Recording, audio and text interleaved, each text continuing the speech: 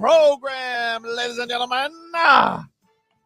Tobin and Leroy here with you. Let's get to our headlines. Brought to you by Doral Volkswagen. At Doral Volkswagen, choose over 300 new Volkswagen models in stock, like the Tiguan, the Taos, and the Atlas. And remember, when it comes to Volkswagen, the great deals are at Doral Volkswagen.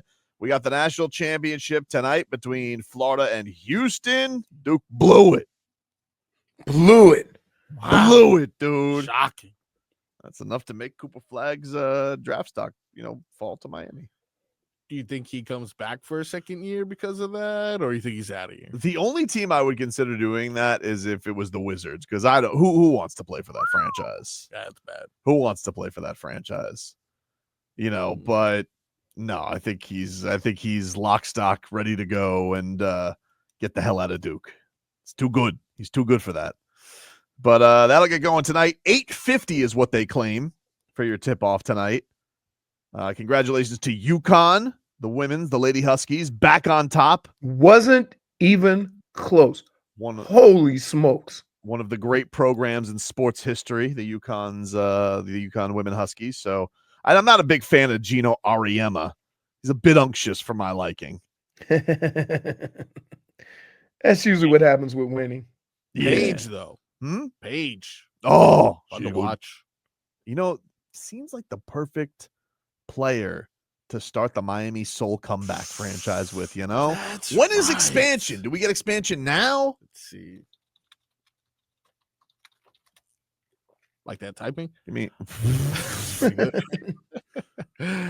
Okay. I'm getting old expansion stuff here. Golden State Valkyries is starting in Valkyries, right? Really? We'll start playing in 2025, so we have to be after that. All right. Well, yeah, we're far. Well, once we expand, we know we'll have Paige Beckers make a stink, get off the Valkyries. Yeah. And then Asia Wilson make a stink, get off the Aces. Wow, look at that. What a duo. You can take the strongest power couple in Miami. Imagine that. For a while, it was Carson Beck and Haley Cavender. We can definitely upgrade that. Well, that didn't last very long. Not very long at all. That didn't last very long. Terron Armstead has officially retired from the NFL. He made his announcement this week at an event. So he has called it a career after 12 seasons, Leroy. The Dolphins now know that they are going into this year, although it seemed like they knew. They were just letting him do it at his little thingy thing.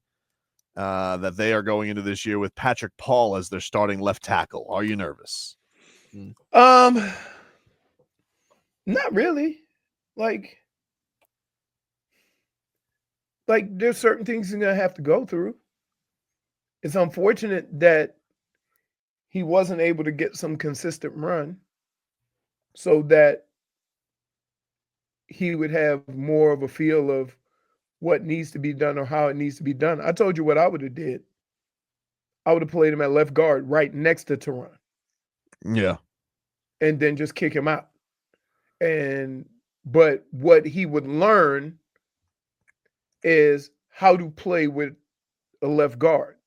He would learn how to, attack these edge rushers and certain nuances of the position that Terron could show him because he's right next to him.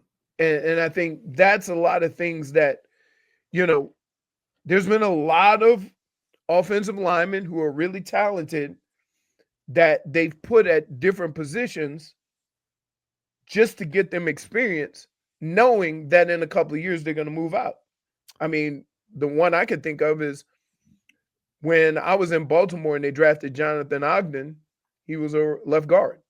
Yes. And then they moved him out. Like, it happens. Like, some of the things that I'm talking about when it comes to these offensive linemen is nothing new. But the one thing that I can say definitively, with all these young players, the only experience that you can get is by going through some of these lumps in actual games. Like to just say, oh, he's ready. There ain't no way in hell any of these coaches know this guy's ready for the big stage because he's never done it. That's totally fair. That's totally fair. But what I would say is there's two things. One, First of all, he better be ready, because if you're going to have another second-round pick in the last 2 years that's not going to contribute to your football team, like, if you want to talk about more indictments that need to be thrown on Chris Greer, that is one of them. Mhm. The second thing is, as awesome as Terron Armstead is, I am exhausted by him as a fan. And that is this guessing game about whether or not he's going to play, whether or not he's going to be able, because he's not going to practice. So that might be something that helps the situation also with the offensive line. I think so. I just think at They some have guys point, practicing together. yeah, I just think at some point it's got to be exhausting to play the game of, can his knee dial it up for a week? And it literally was getting to the point where you're sitting here, and I appreciate him trying to put his body through it. As I've said many times, I hope Terron Armstead, somebody should have given him a golden hammock after this was all done, because I can't imagine how happy his body is that this is done, because he literally have games where his knee couldn't function anymore.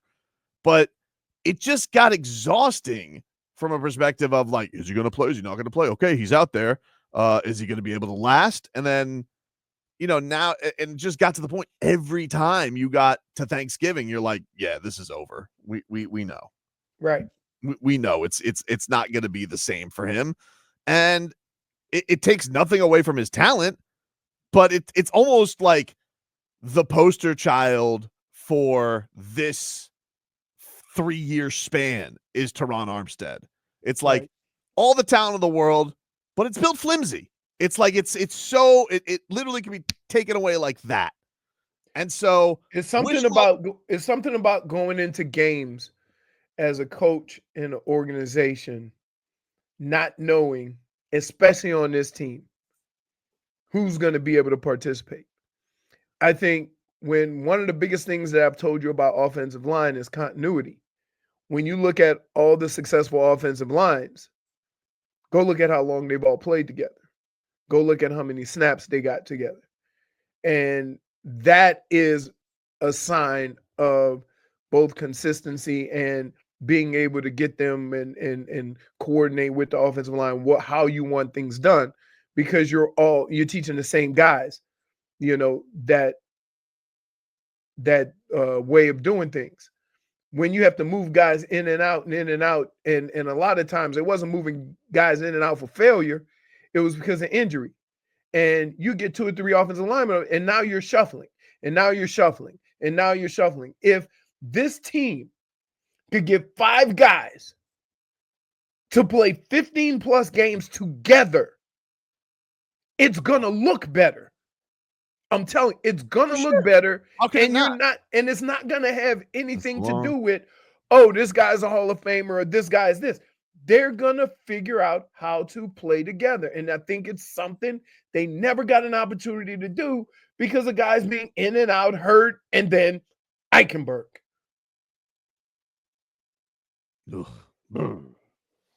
When's his retirement announcement? That dude is going to play for 15 years. Because he has, I told you why. He has a skill set to where anybody is going to sign him. Now, he might not make $20 million a year, but everybody's going to sign him based on this fact. He can play the 3 interior positions. So somebody's always going to have a guy like that, 1 or 2 guys like that on their team. You're always going to have those guys on the team. You use that term play very loosely. What do you mean? He can line up at those 3 positions. Can he play them well? Everybody showed up for T-Stead, though. It wasn't nobody showed up for his birthday party. Tua was there. Tyreek was there. Xavier Howard was there. What a shocker. Star-studded event. Tua's at another party. What do you mean, dude? Another party. He was at Tortuga this weekend. Of course he was. Tortuga. I heard TC and Tina B said that he was in the prayer circle for Jelly Roll. Whatever, dude. I know this guy is doing whatever he possibly can to be out and about. Jelly Roll only talks to God when he needs a favor. Only talk to God when I need. Hey, so but it's April, dude. Oh, it's Well, April. it's now. April, It but- was March before. It's April now. Then it's gonna be May. Then it's gonna be June. Then Okay, It's now, April. now hold on. He's been living it up this. Let me tell you why things need to get ramped up now. Yeah, tell me, please. Because you have mini camp the first week of May. I'll do it. You can't go in there, Nothing. you got to do something by then. He didn't look too chubby in the pictures this weekend, though. I will say he didn't look like boat Tua. What, he switched over to the seltzer waters now? I don't know. On the White Claws. Well, you were out on that beach. You're probably sweating. Yeah, You're probably sweating. Yeah, He switched from beer to White Claw. Although you're at a Tortuga. That's prime for a rum punch. Oh, yeah. I forgot Tortuga. Like, not only was this weekend, was on Fort Lauderdale Beach. I had to go to a wedding rehearsal dinner on Fort Lauderdale Beach. Got caught in traffic. Ludacris was kind enough to sing to me as I was in traffic. I was like, "Oh, Ludacris and Tortuga." Should I ask boots on the ground? Did Tua look fat? Yeah, please. I need to know. I need to know because this guy has been partying it up. I've seen more off season. All right. It's off season. Like, But wait a minute. Wait, you let me ask you. Let me ask you a question. Camp. Here's what I would ask. I would ask you this question. Yeah. What could he possibly be doing now to make you feel better about the season when it starts up in the end of July? Whatever Zach Sealer's doing. Zach Sealer is probably on an RV somewhere halfway around the country. I think I saw Yeah. on his Instagram. He's in Maui. He's actually he's in Hawaii. Tua should be in Maui, tapping into his roots. What? Getting ready to go back to work, dude. I'm pretty Wait. sure Zach Sealer's. So let me ask you this, Marcos. Yeah. What indication do you have that he's not working? The fact that I don't see him working, and I see. So that's it. If What he's not putting it, indication do if you he's have? not putting it up on Twitter or Right. Instagram, you assuming Right. he's not working. It doesn't exist. What indication do you have that he is working? Football, he's always worked. Parties. He's always No. Hey, if there's Yeah. one thing we could say about Tua, he Yeah. puts the work in to get better. Nobody has ever questioned his work ethic. Last year was too much work. Got too thin. So which was clear. again, evidence. He was putting in- Marcos, again, Yep. I would say it's April. A lot of these guys, I'm gonna tell you, I would get Where up. was March? Wait, Now wait, it's wait. April. I would get up early in the morning, Yes. go work out, and then go golfing all day. And I did that all the way up until May. And everybody was like, what is Leroy doing? What is he? He's Yeah. working out. Like, I don't care if I got to get myself ready. So the fact how that often- your complaint of Tua Yeah. being frog boy, Mm-hmm. let's just say being frog boy, not the Dolphins, not Yep. the owner, not Mike McDaniel, not his teammates, as frog boy. Your only complaint to Tua is, I don't know if he's working out because he's not putting it on Twitter or Instagram. Correct. You know how ridiculous that There is? was a lot. I mean, like in past years, there was more Tua workout Yeah, material. because he was trying to make everybody feel good about him being What he was quarterback. trying to do. All I've seen him He this was- year is he's partying his ass off. Seems like he was trying to secure that bag, and now that he has it, Leroy, want to talk about my? Oh, what are you saying? So without playing the game, you say he's already experiencing symptoms of fat cat syndrome. No. I thought that when he was sleeping on the bench last game of the season, that was a good that was bad. indication that maybe Garfield's showing through his uniform. He had a big plate of lasagna. A lot of lasagna going on there to a household. Maybe that was the whole point of being next to Jelly Roll. Oh, That's man. what people were talking about. By the way, I've never felt so bad for a dog that bit me. What? Yes. A dog bit you? Dre, well, you know, when you pet him, he like acts like a damn fool. Yeah. Right? If he sleep and you pet him, like he gets. But guess what? What? I want to tip my 40. Whoa. Dre's nuts. Oh, wow. Man. When he was on his way back, I asked Mel. I said, "Hey, how's he doing?" She go, "Listen." He was in the back going. Yeesh. He just been laying around. He just been, and they have him on. Wait, so he can either have the cone, and the cone is funny because he goes and rams the other dogs with it. Right? It's hilarious. Or they put the bodysuit, like the horses. Oh yeah. He has one of those. He got pants on. Essentially. Yeah, he just looks like he says, "I look ridiculous." He just look up. Oh yeah, ask Jay Fig. They like that. Apparently, they love it. They love to get dressed. No. That's that. Listen, that's not a nice little cute doggy sweater. Yeah. Got a waist trainer on now at this point. Took him out. Dude, I feel so bad for him. He just laying around. Hit him with that Bob Barker. Oh yeah, like at the end of every episode. By the way, guys, what? Spayed and neutered.